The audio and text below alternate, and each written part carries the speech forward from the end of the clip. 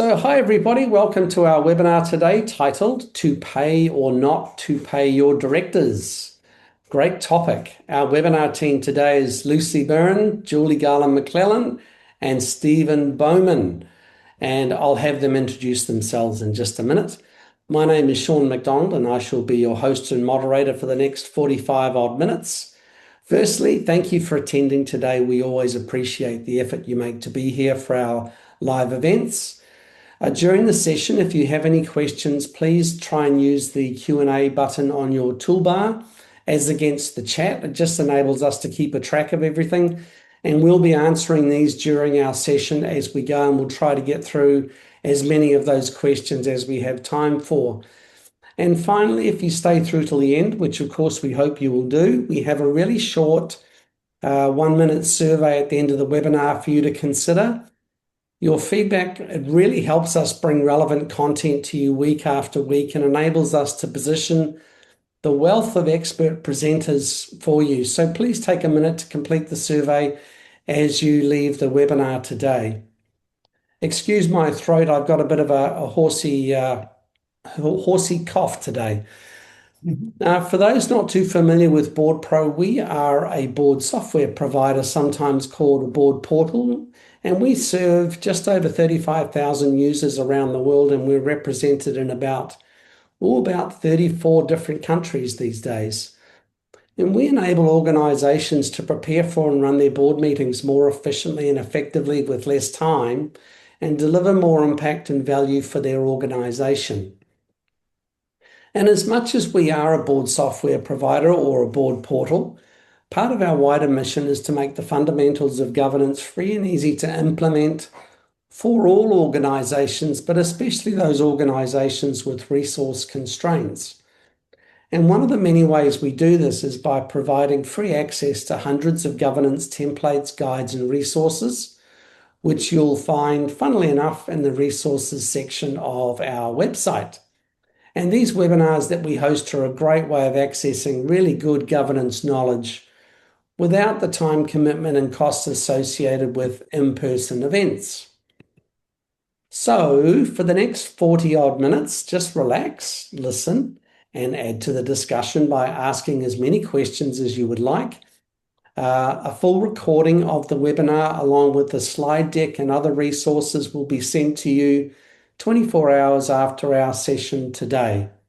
So let me have our team introduce themselves in no particular order, starting with you, Lucy. Thanks, Sean. My name's Lucy Byrne. It's lovely to be with you all today. I'm coming to you from Tasmania in Australia and looking forward to having this really great discussion with you today. Stephen. You're on mute, Stephen. You're on mute. I made a mental note to take myself off mute and then forgot my mental note. Steve Bowman from Conscious Governance. I've been working with boards and senior executive teams for many, many years, primarily around the areas of governance reviews, strategic planning, and all things governance. So look forward to having this great conversation with you all. Julie. Julie Garland-McClellan, probably known to a few of you as the person behind the Director's Dilemma newsletter. If you don't know what it is, Google it and get yourself on the subscription list.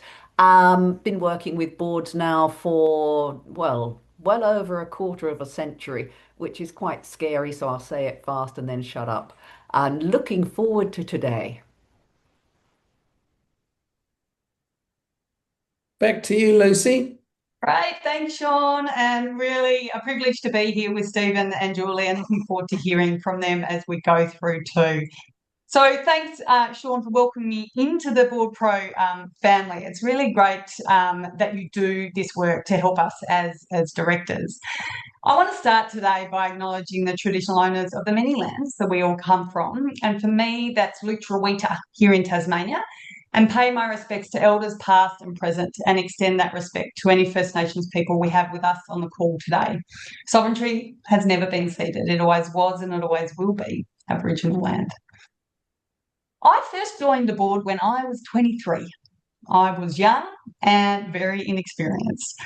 I'm now 46 and I still claim that makes me a pretty young director, But I know I'm kind of pushing it now. Back in 2017, I was on an economic development board for our region. It was funded by the local councils. And I remember really clearly sitting around at this big boardroom table, and it was made out of this gorgeous Tasmanian timber. We're in our fancy high-back leather chairs. And I was one of the youngest directors, and I was female, and I was surrounded by people who knew a lot more about economic development than me. But I just completed my Australian Institute of Company Directors course, and it became clear to me very quickly what we were doing well and, let's say, what we needed to work on. And I then became the go-to on governance, not because I was an expert at the time, definitely not, but more because of my recency of training.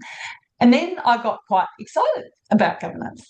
And let's be honest, governance is pretty simple, right? Don't go broke, manage the CEO, set the strategic direction, manage your risks. It's all common sense until you put us humans in the mix, because us humans, we are funny things. So now I spend my time delivering in-house governance training for boards and leadership teams and governance mentoring, along with supporting boards with strategic planning and leadership development. And through this work, there's one question that I get asked a lot, and that is, should we pay our directors? And then there are the follow-up questions. If so, how much? What is everybody else doing? What about the increased risk that we carry as directors these days? How will we manage it? And then the list kind of goes on and on. And I heard this quote the other day at one of my workshops. I'm happy to volunteer my time, but it's a bit rich to have to pay for the privilege. It took me a while to process it. I'm happy to volunteer my time, but it's a bit rich to have to pay for the privilege. So I want to apologise up front, because if you came to get an answer from me today about whether you should or whether you should not pay your directors, I've got bad news for you, because I don't have the answer. What I do have is a lot of questions for you to ask yourself and for your fellow directors. The important thing, I think, here is not whether you do or do not pay your directors, but that you have the conversation, and that conversation is had in a psychologically safe space where people can really say what they think without fear of being judged, being humiliated.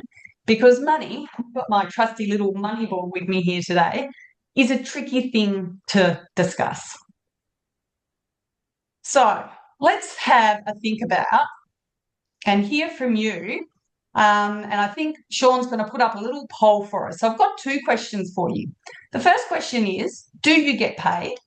And the answers might be yes, no, expenses only, or other. And other might be you have equity, you get professional membership fees, you might get an honorarium. So just answer that question for us first. Do you get paid?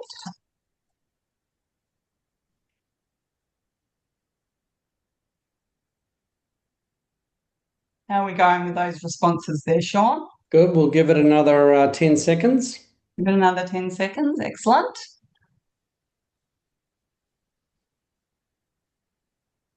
Okay. Okay, what are the results looking like? We got a mix? Oh, here we are. Okay. Interesting. Oh, looking forward to hearing what the 8% of others are. Okay, and about half, we've got expenses, no, and we've got 24% yes. Okay, great. So the second question that I've got here for you is on a scale of 1 to 10, where 1's not important and 10 is very important. How important is it to you that directors get compensated in some way for their contribution, whether that be with money or in some other way? So just pop that on the poll and we'll have a look what that comes up as. We'll just give out another 20 seconds, Lucy. Yeah, no props. Gosh, that's quite a spread. Interesting. Okay, we'll end that now. Oh, wow, it is a spread. Yeah, 25% though saying it is important. And of course, interesting to note the comment from Natalie, which echoes my own feelings, that some people feel they're compensated in kind or just in recognition and ability to have an impact. Yeah. So defining compensation carefully would help us understand the spread. Yeah, absolutely, Julie. And I think that compensation is different for all of us, right? Okay, great. Well, let's go on to some of the questions we can ask. We might move to the next slide there, Sean. Thank you. So the first one I've got for you here is about recruitment and retention. So will paying directors help you to attract and retain skilled board members? Would it increase diversity and access to experienced candidates? I think it's really interesting when we contemplate this one to think about the journey of a director. A lot of us will start out as volunteers and we'll do volunteer roles for a while, and then our experience deepens and we might get a paid role coming along. Some of us will then go into those paid roles and stay in those paid roles, but some of us might revert back to being a volunteer later in our board careers, particularly if they're in a financially stable position to do so. But then it does beg the question, if we pay, would we get a more experienced director? Maybe or maybe not. And that brings me to think about the cost of living pressures and fairness, I suppose. So some questions around this one are cost of living pressures affecting the ability of directors to serve without compensation these days? Is payment necessary to ensure equity of inclusion? How about diversity? So I filled up my car here in Tassie a couple of weeks ago, and I drove to Hobart for a board meeting, which is about 400 k's away from where I live. My car is diesel. Sucks for me at the moment in Australia. I paid $3 a litre at that time. So depending on fuel consumption, maybe that trip cost me about $120. Now, on that board, it's not the done thing to claim, even though we can. It's not the done thing. It's not the norm. So I could have challenged the norm and claimed because of the current cost of diesel and fuel. But what it made me think as I was driving down there is I wonder if the rising cost of living pressures, does that mean that we have got a bunch of privileged people sitting around the board table who have enough financial security to volunteer their time and pay for the privilege? And it made me wonder if a single mother living in a rural community who would bring great diversity to the board would be able to sit on the board. I'm not sure. Then we go to perception and reputation. So how would funders, sponsors, stakeholders perceive paid board roles? Could it impact the donations, the grants, the public trust in your organisation? Particularly for not-for-profits, if that's the board you're sitting on, it can be a real issue. So what's the expectation of funders? And does that expectation need to be challenged in the modern world? Can we challenge the status quo? But will people still donate to us if the directors are being paid? Really important questions to be having around the board table. The next one I go to is the payment structure. So should directors receive a full fee, an honorarium, only have expenses covered? What's commonplace in your sector is the thing to understand here. So for me, I've been fully volunteer. I've had ones that you can just claim kilometres. I've had ones where you can claim all of travel, so accommodation and food as well. And I've been paid an honorarium and I've been paid director fees. So there's different ways that you can structure how your board directors are compensated. And what you decide there might come down to the affordability. Simply, do we have a budget? Can we afford it? Will it divert funds from our core mission activities of this organisation? Is it budgeted for this financial year? Should we start to budget it for next financial year? And if so, is it sustainable into the future? Should we have a sliding scale of payment for chairs, treasurers, members of subcommittees? Because the time commitment that those particular positions have is greater. And then comes the administrative burden. This is always a really interesting one. Will processing the claims create excessive admin work that actually make the transfer more costly than the claim itself? I remember when I worked for a local council and they calculated that it cost $50 in staff time to raise an invoice for $25 hall hire fee. Now, was it worth it to raise that $50, $25 invoice? I'm not sure. And then we come to director preferences. Do your directors actually want to be paid? Could payment change the culture, the expectation, the level of commitment on the board? Does everybody have to be the same? Could you have some directors that are paid and some that choose to donate their fees back to the organisation?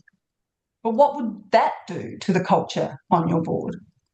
And this is where things can get a little bit tricky and creating that psychologically safe space. Lucy, it just comes to mind now that these questions you're posing here, this would be a fantastic briefing paper for that very start of the conversation around should we or shouldn't we? Because often it's a yes or no thing. Should we or shouldn't we? Oh, well, 60% of us think that we shouldn't, so we won't. Whereas what you've got here is you've got all of the different facets that need to be looked at that will be different for every single organisation that's out there. And one of the things that I found is the most difficult part of this sort of conversation is who should do it, who should start it off. And a discussion paper along this lines here, I think would be a fantastic way to get that conversation started. Julie? Yeah, I agree. I also have a slight allergy to director sitting fees. Because as a director, you're responsible 24/7, 365. And if people say, oh, but if I didn't pay them a sitting fee, they wouldn't turn up to meetings, your problem's not remuneration, your problem is director commitment. So again, it's opening up that conversation and really understanding what's going on in your boardroom. Yeah. Lucy? I think that that's a really good thing. First, to your point, Stephen, once you have something on paper, if you have a blank bit of paper, it makes it a really hard discussion and it takes a brave director to bring it up, where if you have that discussion paper, you've got something to discuss. And at the end of this webinar today, there will be the set of questions, so it'll be an easy thing to pull together for our guests on the webinar today. When I was talking then before about the psychologically safe space, there was one board that I was on that I remember the conversation really clearly, that somebody looked at me and said, well, I'm never going to claim, but you can if you want to. I was like, okay, does that make me feel comfortable to claim? And then just last week, one of my mentoring clients told me about a really awkward conversation that they had around their board table, because for some directors, they were doing it as an opportunity to be altruistic. It was their way of giving back. But that clashed with some of the younger members who were sitting around the table that were struggling with cost of living pressures. So that conversation in a psychologically safe way is so important, and I will come to that before we finish up today. The competitive positioning, I also wanted to just touch on. So will paying directors set your organisation above competitors in governance quality, or could it create internal, external tensions? I don't know about all of you, but when I look for a board, I look at how often do they meet, what's the time commitment going to be, and do I get remunerated for my time or my expenses paid? But also for me, I always want to have one volunteer board position in my portfolio. So if it's the volunteer position I'm looking for, it might actually steer me away from applying for that particular board. And then we come to best practice and compliance, the exciting stuff, right? So what are the legal requirements here, and what's best practice for paying directors in your sector? Are there any regulatory restrictions that you need to be aware of? So my understanding, and I'm not a lawyer, but my understanding in Australia is that depending on your company structure, it is legal to pay directors if it's allowed in your constitution, if it's approved by the members, if you're a membership organisation, if the amount is deemed reasonable, and of course, if conflicts of interest are managed correctly. And that's even if you're a charity with DGR status, but probably the scrutiny will be higher from the regulator if that's the case. And just finally, on my little list of questions here, the alternative forms of compensation. So are there other ways that that directors can be compensated, which is what came up in the poll at the start of the day and in the chat. And this might be things like covering professional memberships, training, conference fees. So one board that I was on, they paid for our Australian Institute of Company Directors fees each and every year. And one of my clients last week told me that each director on their board gets paid $500 a year to spend on training of their choice. So it does come down to that conversation and thinking deeply, turning our minds to, as we need to as directors, and taking the time, because there are a lot of questions to answer, and a lot of people will have different opinions, and it is that icky thing, right, of talking about money. Money and humans is a funny mix. So they're the kind of questions I've got here on my slide pack, all of the questions that you could use to develop that discussion paper that Stephen was mentioning. And you could also use it as a template for a form that you could fill out and people could answer. You could use these questions as the basis for an online survey, so it could be done anonymously. So there's a couple of slides there, Sean, you might just pop up for those questions, which will be in the pack that I've run you through there. Great question in the chat from Lance, or in the Q&A from Lance, about where remuneration acknowledges the personal legal liability and accountability a director takes. And I do know some organisations that will pay extra for an enhanced level of D&O insurance. And that's a very expensive insurance. But sometimes people just expect you to take that one on your own shoulders because you volunteered. What about you, Stephen? What do you see in terms of boards acknowledging that liability and trying to compensate for the costs of handling it? Do you know, in all my years of experience, I've never seen that as an issue that's been discussed ever. And it's interesting because it probably should be, now that I'm reflecting on it. But the level of legal liability, I have a simple point of view about this one. Make sure you do all the right sorts of things and do it in the right sort of way, because then that is the best way of minimising your legal liability. And so, keeping everyone up to date, making sure you've got good induction programs, making sure that you have your reviews every now and then, to make sure that we are doing all the things that we should be doing that is creating value for our organisation. Professional directors will often take out their own insurance of some sort or other. My personal view is that if you've got a new director coming on and their first question is, how much is directors and officers insurance, I'd be digging a bit more deeply into their background, perhaps, than I would otherwise. I've seen that happen as well. Lucy. Yeah, thanks, Stephen and Julianne, for that question. With the clients that I've been talking to, that question of legal liability has become particularly, I suppose, front of mind with the highly regulated sectors. So particularly aged care and disability at the moment, and the increased risk that those directors take on. So again, I think it's about thinking about and looking at the norm and the best practice around your country of what's happening within your sector. So with that in mind, we might go to the next slide on psych safety, Sean. So I remember when I was on a webinar like this, I was sitting at home in my office and the lady running the webinar said, who knows what psych safety is? And I was like, oh, yes, I know what that is. I've done my work in health promotion. And then she explained it and I thought, oh, I don't think I really did know what that meant.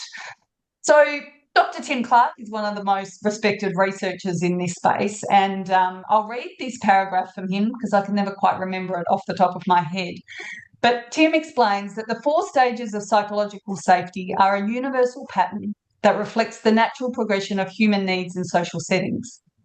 When teams, organisations and social units of all kinds progress through these 4 stages, they create deeply inclusive environments, accelerate learning, increase contribution and stimulate innovation.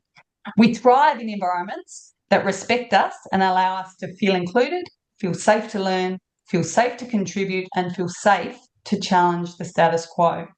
If we can't do these things, it's emotionally expensive and fear shuts us down. We're not happy, we're not reaching our potential. But when the environment nurtures psychological safety, there's an explosion of confidence and engagement and performance. And what I really like about Tim's work is the follow-up questions to that, which are, so ask yourself, if you feel included, safe to learn, safe to contribute, and safe to challenge the status quo in your board. But most importantly, ask yourself if you're creating that environment for the other people around you.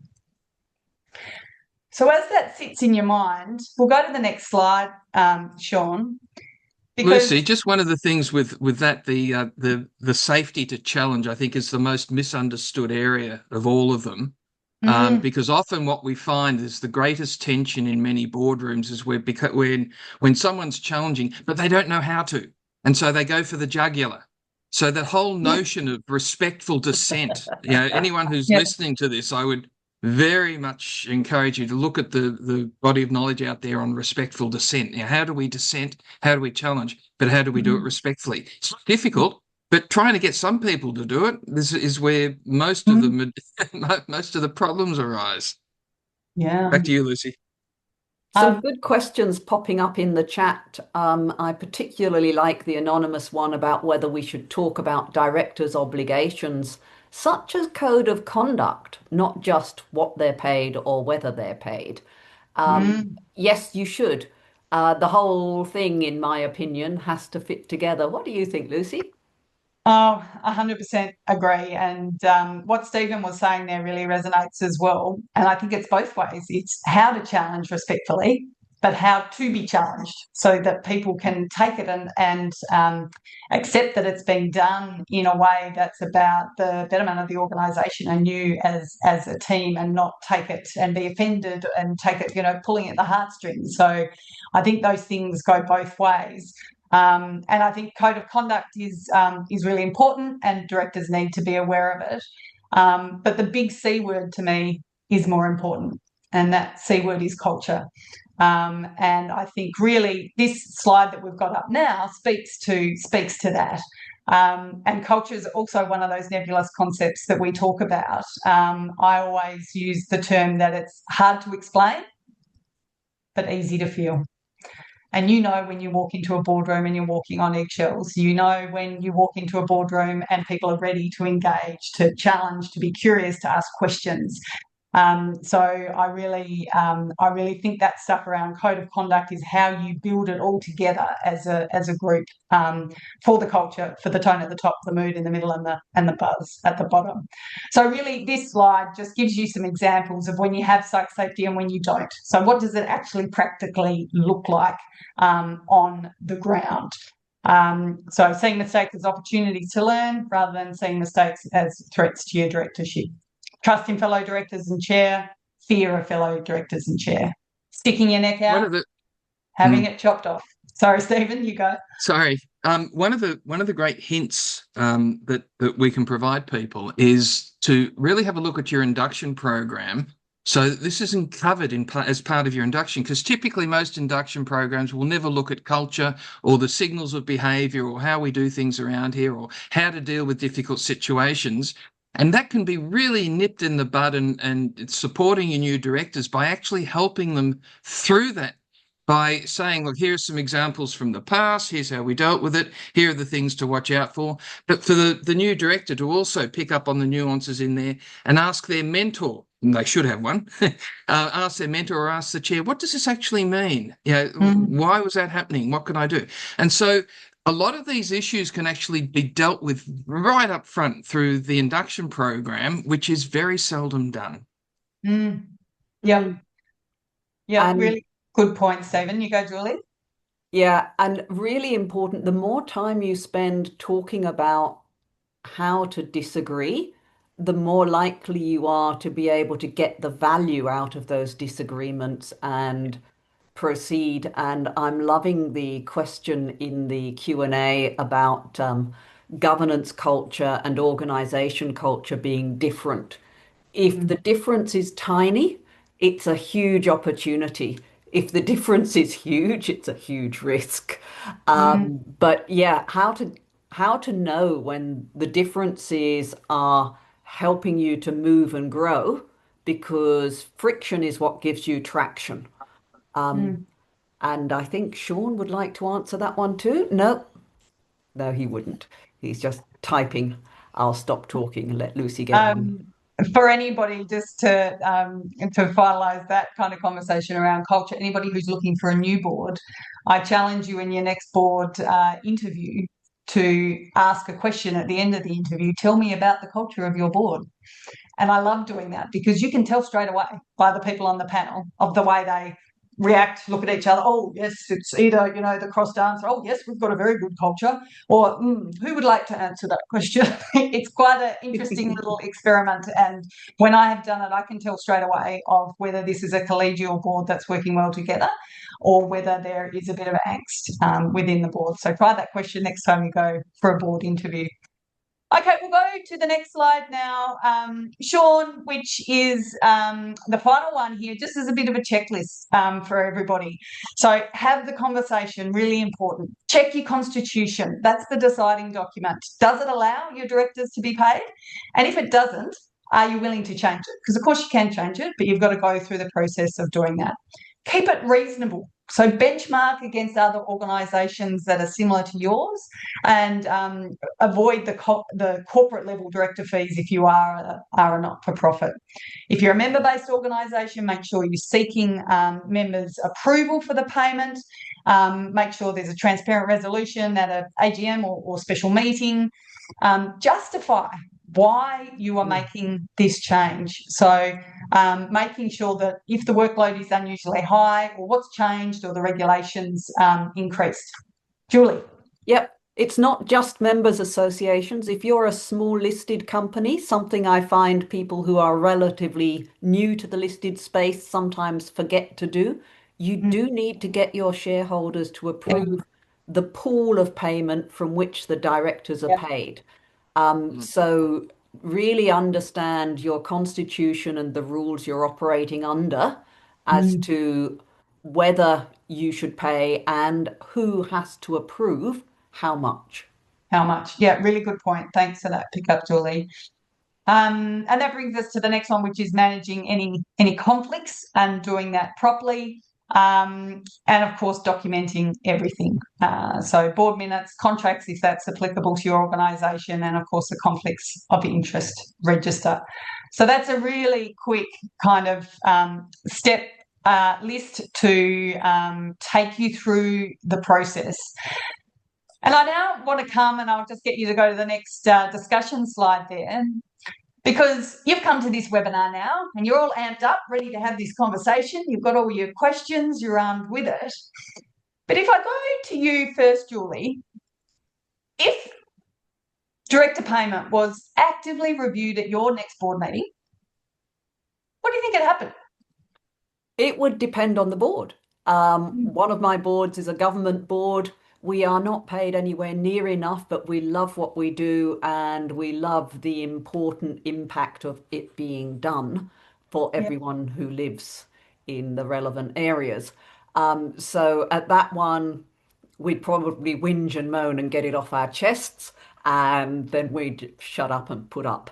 My not-for-profit board, we would look at it and go, nah, we don't have the money, we can't afford it.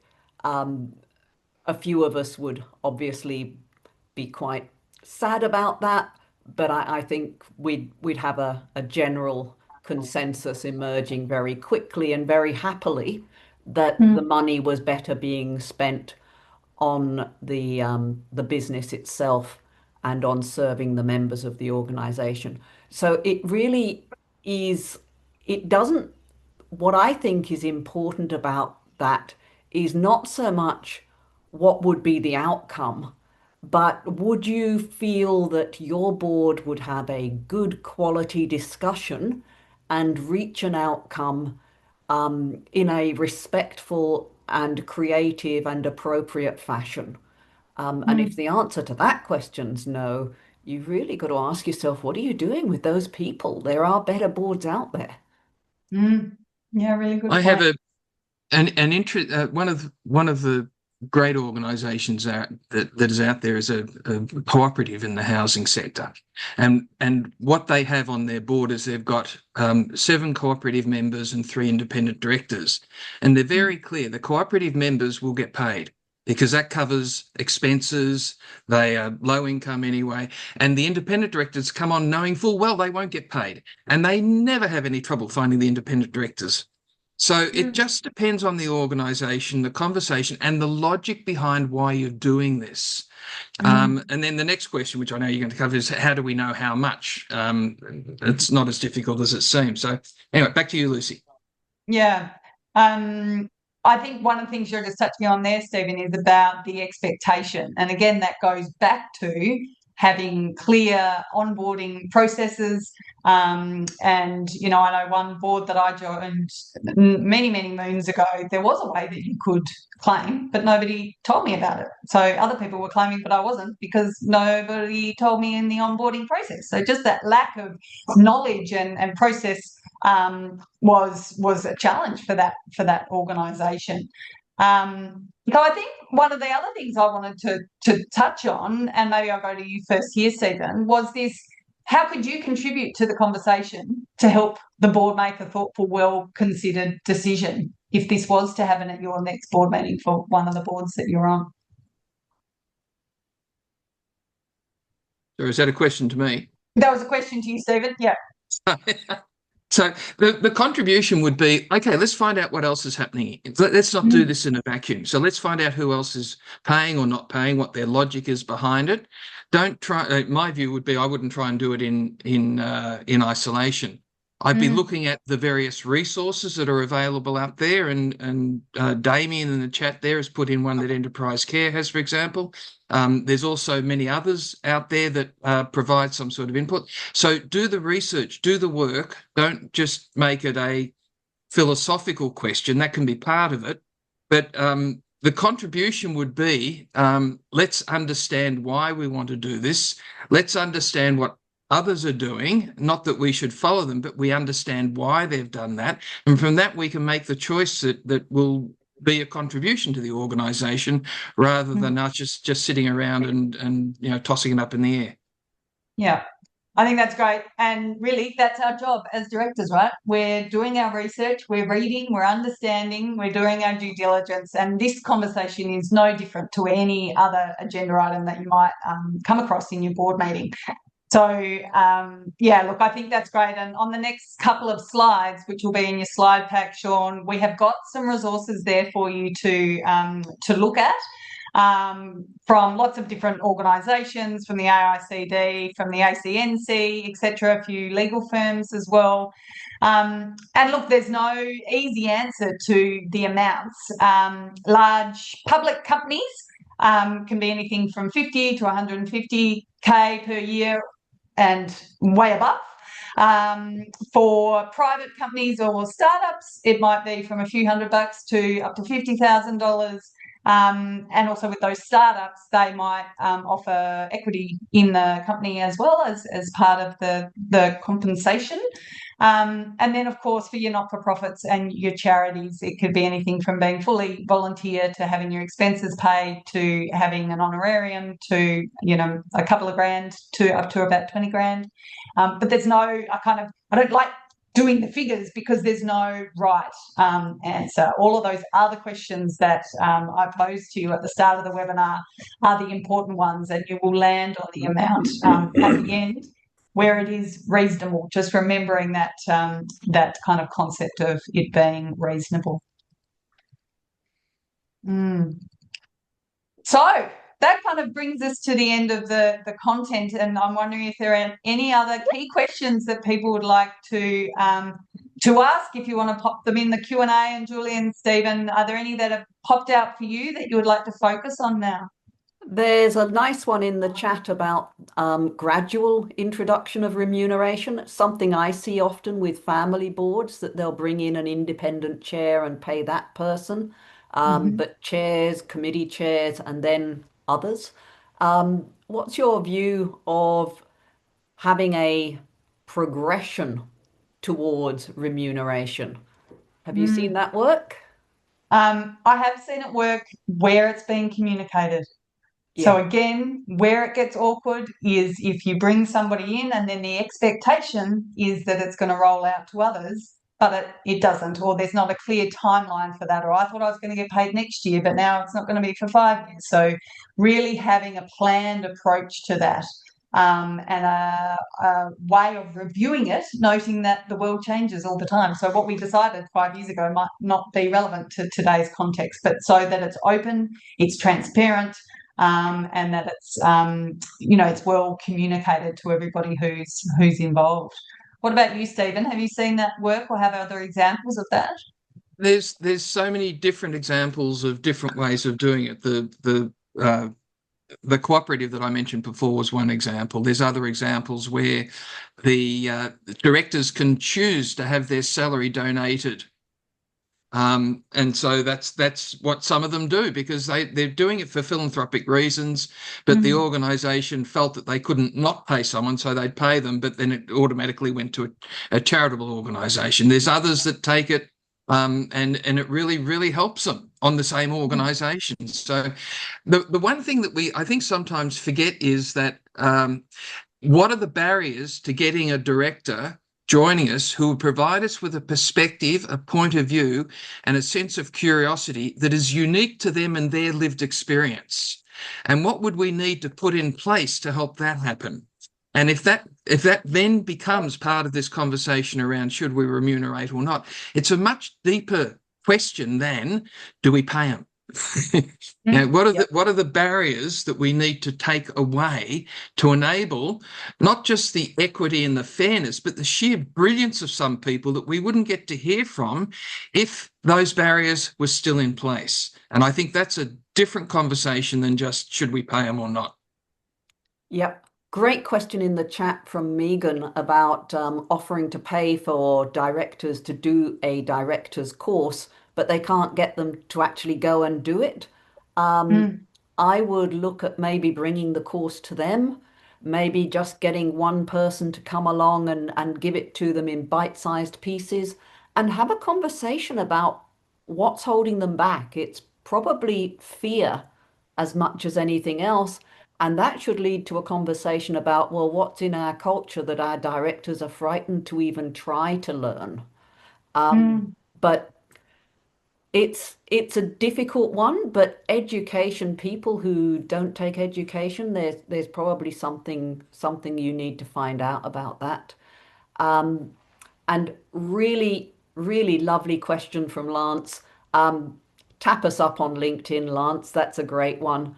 And yeah, the anonymous person who wants to know how can you decide whether to pay yourselves. It's tough, but that's why it's a group decision, not a single decision. Someone's got to do it, and it's us. Just one last comment from me. I would encourage people to do their research on what directors get paid, because you might be surprised. In many instances, it ain't that much. So it's not necessarily about the quantum, it's about should we or shouldn't we? And then when you start to look at the quantum, particularly in the not-for-profit sector, people said, oh, we'll be spending hundreds of thousands of dollars per director. No, not necessarily. No. So educate yourself in these areas about what is there. Look at the many surveys that are out there for Australia, New Zealand, there's Irish ones. Every country has a survey out there, not just about public company directors, but directors generally. And just educate yourself on what that actually means. Lucy? Thanks, Stephen and Julie. And yeah, look, I think the conversation, as I said at the start, is the important bit. And having somebody to help you have that conversation is something that we could do as well. And coming back to that director education, I think it's so important in the work that I do in the workshops when I deliver in-house to a board.